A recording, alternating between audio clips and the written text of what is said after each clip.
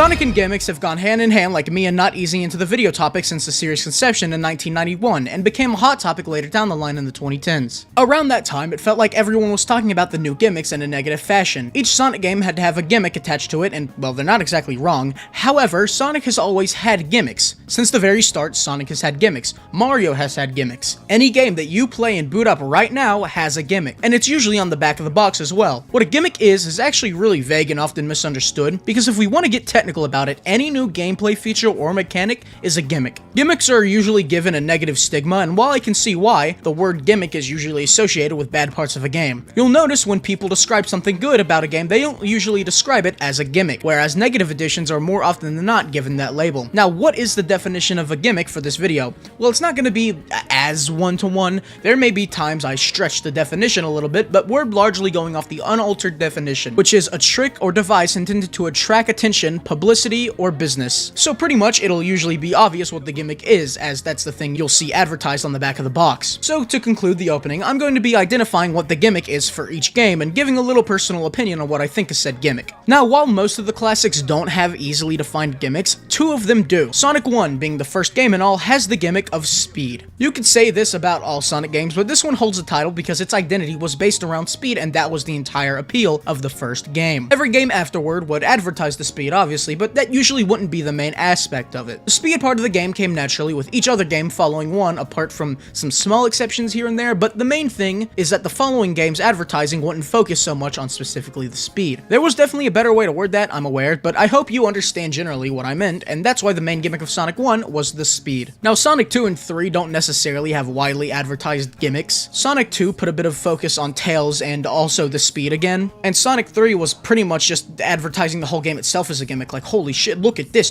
is crazy, this is Sonic 3, baby. But CD's gimmick is really obvious. Time travel. You can go back to the past, play the shitty games that suck ass, go to the future, get a good future or a bad future. The entire game's themes and gameplay revolved around time travel and the unique ways to time travel. The reason the level design is the way it is because of time travel. Finding unique ways to traverse the level and maintain speed wraps right back around to the time traveling aspect. And of course, the whole theme of the game focuses around nature versus technology. And through visiting every time zone, you can see the purity of nature, the corruption of technology, but also the combination of both that show how both can coexist in harmony. And of course, all of this goes right back to time traveling. I'm going to start ranking the gimmicks now because that's an easy way to sum up my thoughts at the end of every explanation, and if you know me, you know it's no surprise that time travel gets a 10 out of 10. Next up, we have Sonic Adventure 1, and while the easy thing to say would be its usage of 3D, I think the better thing to coin as the big gimmick would be the playable styles. This includes Gamma, Big, Knuckles, and to a lesser extent, Amy and Tails stages. These stages offer something completely unique, separate from the typical Sonic experience. Even the lesser ones like Tails and Amy flip the typical gameplay experience on his head by having you try to skip as much of the stage as possible with Tails and lowering your speed and having you escape from the stalker robot as Amy. The gameplay styles that heavily differentiate, however, are Knuckles, Gamma, and Big. Big is a short and simple yet poorly tutorialized fishing story with decent yet simple fishing gameplay, 6 out of 10. Gamma is a largely on-rails, score attack focused shooter, 7 out of 10. And Knuckles focuses on treasure hunting as you track down 3 pieces of the Master Emerald in each stage, which can be pretty fun, 8 out of 10. Overall, these playstyles and the enjoyment you get out of them is purely on what you deem to be enjoyable, as I imagine a lot of people couldn't care less for these considering their polar opposite gameplay styles to Sonic, but for me personally,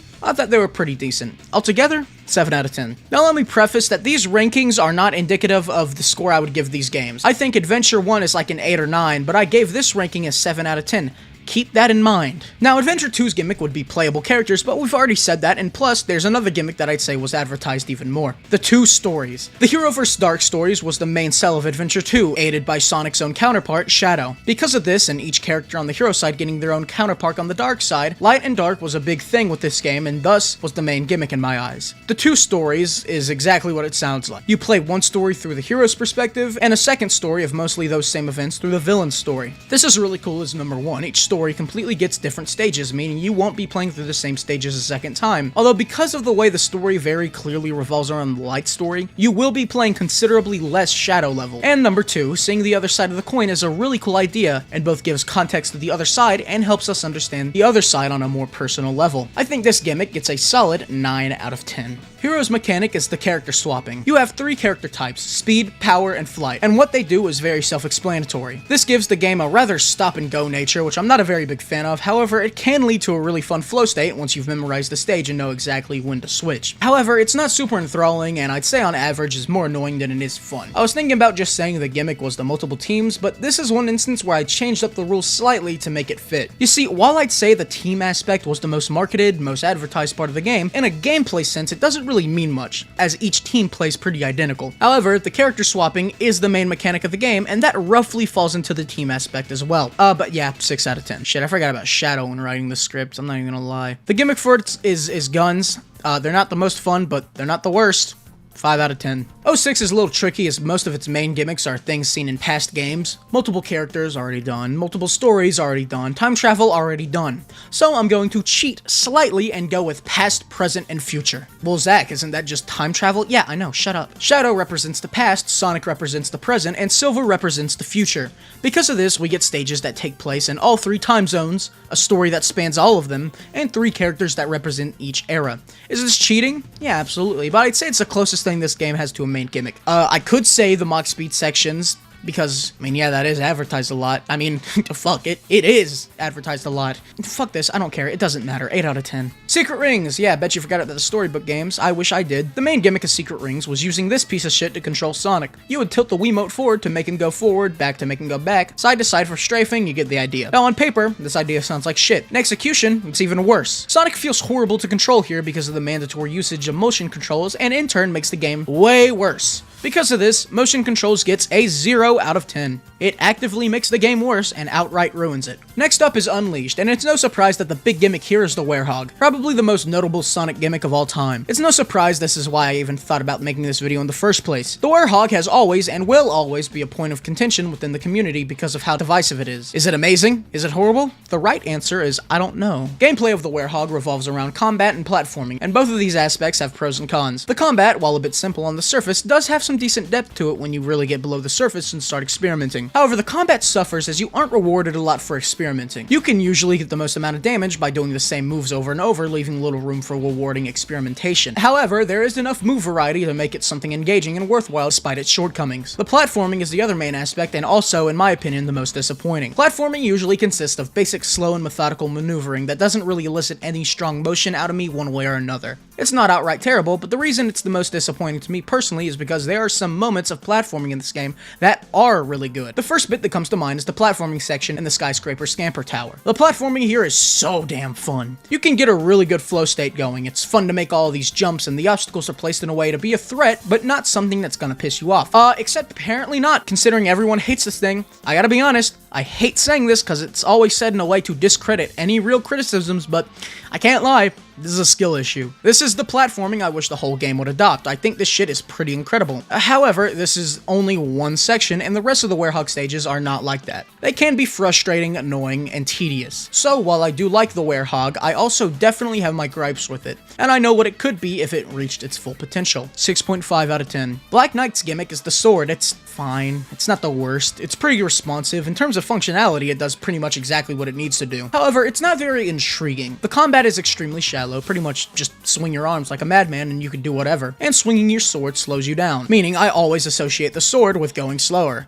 I know there are ways to go faster with the sword, but this still doesn't really make up for the fact that it's just usually slower. Despite all this, it's very inoffensive. I definitely wouldn't say it's bad, I just wouldn't say it's good. 6 out of 10. Color's main gimmick is the wisps. Man, some of these are alright, but I do not jive with a majority of these. Laser, Hover, and Frenzy are alright, but Drill, Rocket, Cube, and Spikes are all whatever, and often really slow the pace of things down, or often just stop things entirely, like the Cube. They're alright, but that's about it. 5 out of 10. Generation's main gimmick is Classic Sonic. For the whatever year it was anniversary of the series, they brought back the 2D gameplay of the classics alongside Classic Sonic himself and levels from the history's past. Now, Classic Sonic himself ain't half bad, I can't lie. These levels, while yes, are inferior to most of the modern levels, offer more than enough in terms of level design and unique ideas to be considered just the weaker half. He did not feel like an afterthought. These levels were put together with so much care and attention. While yes, he controls pretty different to how he did in the classics, I think as a weird one-off, his differences are pretty damn fun. While not the absolute greatest, his inclusion was done incredibly well in my opinion. 8 out of 10. What the fuck is Lost World's gimmick? Just about everything in that game could be considered a gimmick. The entire controls, the way Sonic handles, the run button, hell, we could consider the lost text the main gimmick, as it was a big focus during advertising and seems to be the main focus of the game. However, I think I'm gonna say parkour was the main gimmick of this game. It's not the worst. Wall running, wall climbing, all that is neat, and you can do some cool shit with it, but it's just not enough. For something as cool and fitting for Sonic as wall running, they don't really do a lot of cool things with it. They don't fit in that well with the rest of the level. It never feels like these wall run sections flow nicely into the prior or next section of the level. This leaves these sections feeling very, well, sectioned. Whenever they're used, it feels more like, well shit, there hasn't been a wall run in a while, let's just do one now, than a proper addition to the level. Because of this, while the idea is amazing, the execution leaves much to be desired. 5 out of 10. Sonic Mania is all about nostalgia, and it's done pretty damn well. This is the best the series has been with referencing itself. The Easter eggs and what have you are really sweet and actually interesting. And while yes, these Easter eggs have worn on me over time, they aren't as special as they once were, it's no denying that they still hold up. Also, the stages they brought back were done so beautifully. That's the main thing. I'll give it a 9 out of 10. Sonic Force's main gimmick is the Avatar. I could have said classic, but I don't want to. The Avatar is your own custom character through this game, and they've got a decent amount of customization to him that makes him a pretty in-depth creator. Sure, the customization is a bit lacking, but you can still make some pretty cool looking morons. Now, the Avatar levels themselves are a different story. In a game where Sonic's levels and handling has already been watered down, having another character who is a watered down version of that isn't the greatest. Now, the lack of boost does allow the level designers to be creative. I'm just saying that allowed them, not that they were actually creative with it. The levels here are Force's levels. I'd say they're fun, but fun in the way cheap mobile games are. I will say the saving grace that turns some of these levels from who cares to me is the drill wispin. This thing gives you a ridiculous amount of speed and can be used to turn certain levels into your bitch. It's genuinely really fun. The Avatar's alright, not the best, not the worst. I think I've said that about most of these gimmicks, but yeah, the sentiment still holds. 7 out of 10. Just know that drill wispin is doing heavy lifting. I forgot about Superstars making the script. It's the Emerald Powers, I guess. I don't give a shit, man. And now we have Sonic Frontiers. Now this game has a lot of gimmicks, but the one advertised the most easily was the open zones of the game. Large areas that the main game takes place on that act as mini open worlds. My enjoyment with each of them varies heavily. Kronos is pretty nice, although a little boring compared to the others, 7 out of 10. Ares is a bitch to traverse and all around just kinda stinks, 5 out of 10, I don't get the appeal. Chaos Island is crazy slept on because of the 2D sections, which aren't even that prevalent, and even then last 2 seconds, so I don't get why people are super annoyed getting trapped into one. However, it definitely can get a little annoying, so I do understand.